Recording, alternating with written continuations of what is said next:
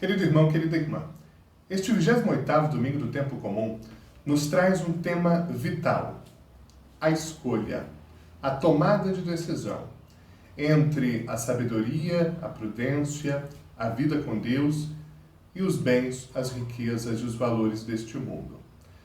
A primeira leitura, tirada do livro da Sabedoria, atribuído ao rei Salomão, não que ele tenha sido o autor diretamente do texto, mas o conteúdo é atribuído ao seu pensamento, nos apresenta alguém que ora na condição de quem pode pedir a Deus o que desejar. E aqui nós temos a primeira grande lição de hoje. Se Deus viesse a você e dissesse: escolhe qualquer coisa que você queira, qual seria a sua escolha? Para muitos no nosso tempo seria a escolha do poder, para outros seria a escolha da riqueza, para outros a escolha da saúde, da vida longa, talvez para outros a escolha do prazer. O homem de Deus, na leitura que temos hoje, ora e pede a Deus, em vez desses bens, prudência e sabedoria. São duas riquezas preciosas. A prudência é considerada a rainha das virtudes, porque ela que orienta a prática de todas as outras. A prudência é a capacidade de, com serenidade e um olhar sábio, decidir a melhor opção diante de cada caso concreto. A prudência é o que faz com que nasça a segurança, é o que determina como agir com sabedoria e com as outras virtudes diante de cada situação concreta. Por sua vez, a sabedoria é olhar tudo de cima da posição de Deus. A sabedoria nos leva a pensar como Deus, a enxergar as realidades divinas nos parecendo mais com Ele, e a partir dos valores de Deus nos faz enxergar o mundo. É isso que esse homem de Deus pede: prudência e sabedoria. E ele mesmo elenca o que ele poderia ter pedido e não pediu em razão da sabedoria e da prudência. Preferir aos cetros e aos tronos, ou seja, o poder. A grande lição aqui é de que o poder, por mais que seja importante e bem exercido, traga muitos benefícios para toda a humanidade, sem prudência e sem sabedoria é tirania, é absolutismo, é opressão, é dominação. A ela, a sabedoria, não igualei nenhuma pedra preciosa e julguei sem valor a riqueza. Todo o ouro do mundo é areia diante da sabedoria. A lição aqui é de que sem sabedoria, a riqueza, o dinheiro, os bens não servem para a felicidade e a plenitude do ser humano, mas antes para a sua destruição. Amei mais a sabedoria e a prudência do que a saúde e a beleza. É importante ter saúde, é importante ser belo, não há problema nenhum em desejar nem saúde nem beleza, mas elas estão abaixo da sabedoria e da prudência. Porque sem elas, a beleza vira apenas aparência, exterioridade, superficialidade. E mesmo a saúde, quando vivida fora da sabedoria e da prudência, produz apenas uma quantidade de dias que se sucedem sem sentido. O autor sagrado conclui dizendo: todos os bens me vieram com a sabedoria, pois uma riqueza incalculável está em suas mãos. Pensar como Deus, procurar enxergar as realidades da lógica divina, sabendo que, para quem não é sábio, para quem não é prudente, riqueza, poder, saúde, beleza não provocam plenitude, mas antes a destruição da pessoa e daquilo que está ao seu redor, daquilo que dela depende. Por essa razão, a forte e dramática cena do Evangelho de hoje nos apresenta uma lógica muito diferente da que nós estamos acostumados a ver com Jesus. É a famosa cena do jovem rico. Note que, normalmente, os encontros com Jesus, narrados no Evangelho, produzem sempre alegria, conversão, seguimento de Jesus. Várias são as páginas do Evangelho em que nós lemos: ele deixou tudo e seguiu Jesus, ela deixou tudo e seguiu Jesus. Hoje, há uma exceção a essa regra.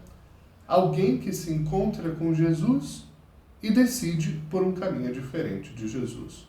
Decide uma estrada que não é aquela de Jesus. E é forte esse Evangelho. Trata-se de uma pessoa boa, cheia de valores, cheia de virtudes, que vai ao encontro de Jesus movida por um reto desejo de alcançar o céu, a plenitude da vida, movida por um reto desejo de fazer bem cada coisa. Reconhece Jesus como mestre do tempo e da história e justamente pergunta a Jesus: mestre, como ganhar a vida eterna? Como pertencer ao número dos que alcançam o céu? Como viver uma vida tão bela que se eternize? Jesus começa respondendo com os mandamentos. E aqui está um caminho muito, muito prático para nós. Se queremos ir ao céu e viver uma vida que vale a pena, pratiquemos os mandamentos. Um aspecto essencial aqui, Jesus fala apenas dos mandamentos que se referem à forma como nós tratamos o outro. Jesus omite os mandamentos que falam de Deus. Amar a Deus sobre todas as coisas, guardar os dias santos, não tomar seu santo nome em vão. Jesus omite.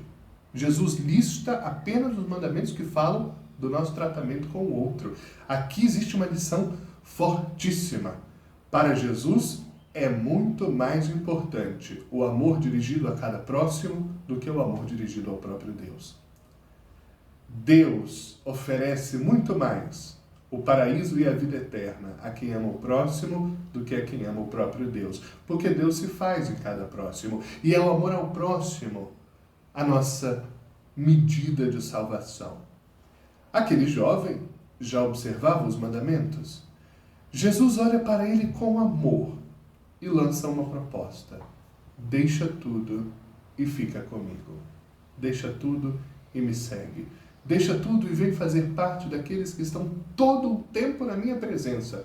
Veja, Jesus é a própria sabedoria, a própria prudência. Jesus é a sabedoria encarnada na história, o Deus de Israel, o Deus da vida, o Deus de todas as coisas visíveis e invisíveis. Está ali diante daquele jovem bom, dizendo: fica então comigo e a tua vida será perfeita.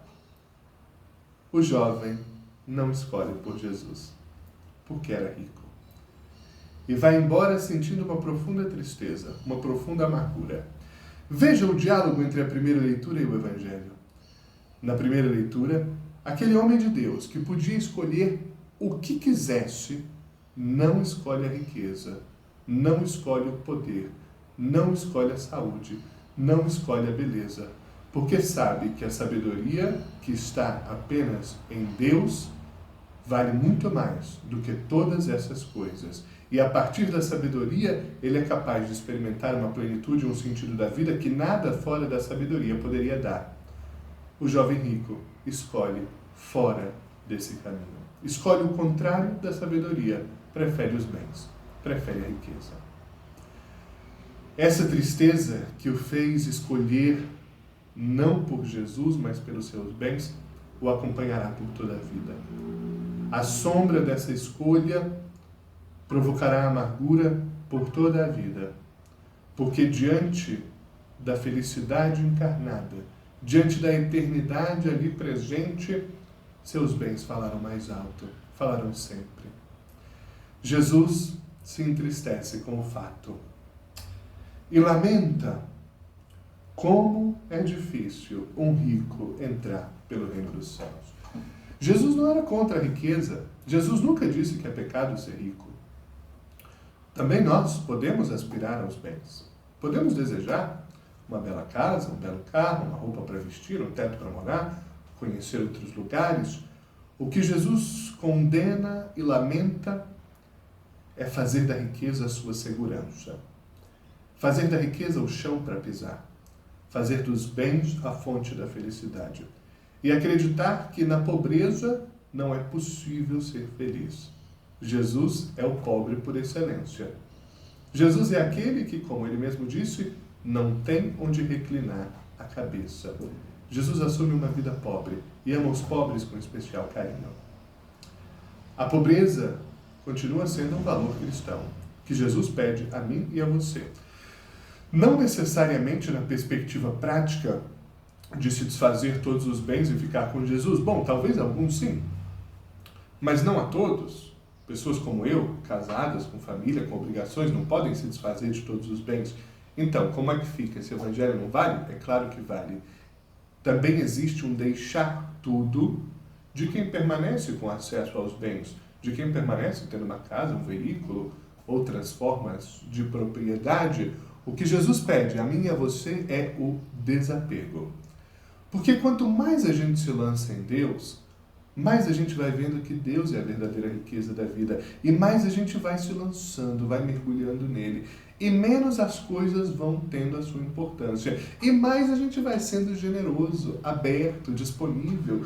Quando Jesus diz hoje a mim e a você, deixa tudo e me segue, o que ele está dizendo é, deixa de dar tanto valor a tudo e põe na sabedoria o grande valor da vida. Põe em Deus o grande valor da vida. Quanto aos bens, continua a administrá-los se são seus, mas colocando-os à disposição dos outros, da comunidade, dos pobres, vivendo com generosidade e abertura sem apego à riqueza, porque o apego à riqueza produz tristeza e escravidão.